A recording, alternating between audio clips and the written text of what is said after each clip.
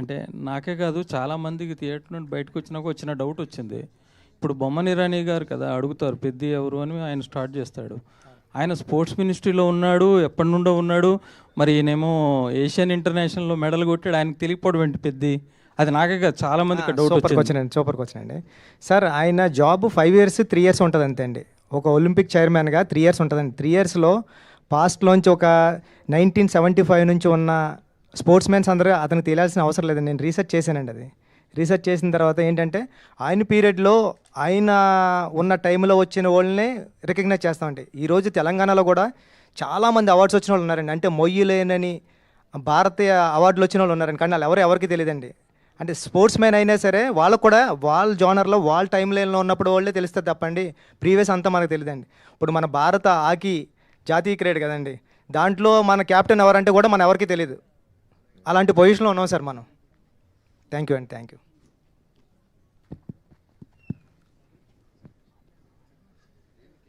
Buchibabu garu. Hello sir Buchibabu గారు. Sir Charan గారికి ఒక మంచి మర్చిపోలేని కథ ఇచ్చారు, మర్చిపోలేని పాత్ర ఇచ్చారు.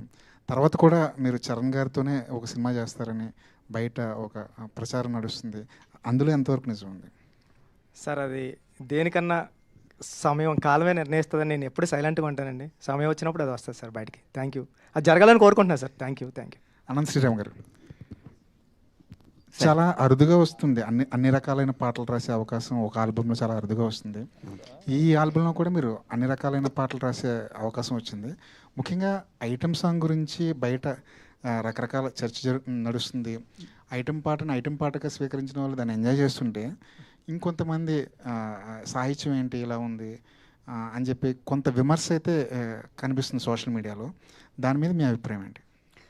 ఒకటి నేను అనుకునేది, ఐటమ్ పాటను ఐటమ్ సాంగ్లా ఆస్వాదించిన వాళ్ళు వాళ్ళకు ఒక స్పెషల్ ఐటమ్ రుచి చూపించినట్టు, ఐటమ్ సాంగ్ని ఐటమ్ సాంగ్ లాగా ఆస్వాదించిన వాళ్ళు వాళ్ళే ఐటమ్ గర్ల్ కింద లెక్క. ఇక ఆరోపణ అనేది నిర్దిష్టంగా ఉండాలి. మనకు వచ్చిన భావోద్వేగాన్ని ఏదో అరిసేయడానికో లేకపోతే ప్రత్యేకమైన ఎజెండాలు పెట్టుకుని మాట్లాడడానికో ఉంటే మనం దానికి సమాధానం చెప్పక్కర్లేదు. తాత్వికంగా ఆలోచించగలిగేవాళ్ళు, తార్కికంగా మాట్లాడగలిగేవాళ్ళు ఏ వాక్యం మీద ఏ ఆరోపణ నిర్దిష్టంగా చేసినా నిఖార్సైన సమాధానం ఇవ్వడానికి నిజాయితీగా సిద్ధంగా ఉన్నాను. అనంత్ శ్రీరామ్ గారు, కామెంట్స్లో కూడా కొంచెం దొంగనా కొడుక లాంటి పదాలు కూడా మీ మీద వాడటం జరిగింది. ఏంటి అవన్నీ చూసారా? అవన్నీ దొంగనా కొడుక అనేది తిట్టుగా మీరు నమ్ముతున్నారా? తిట్టే కదా అది.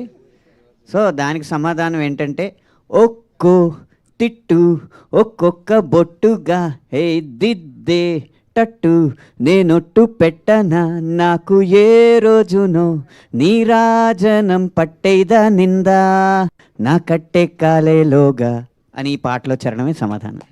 అనంత్ శ్రీరామ్ గారు, అదే ప్రత్యేక గీతాలు రాసినప్పుడు ఒక రచయితగా మీరు ఎలాంటి బౌండరీస్ నిర్దేశించుకుంటారు? ఎలాంటి బౌండరీస్ ఎలాంటి ఉండాలనుకుంటారు? రచయిత అనేవాడు అవ్వాలంటేనే వాడికి అవధులు ఉండకూడదు.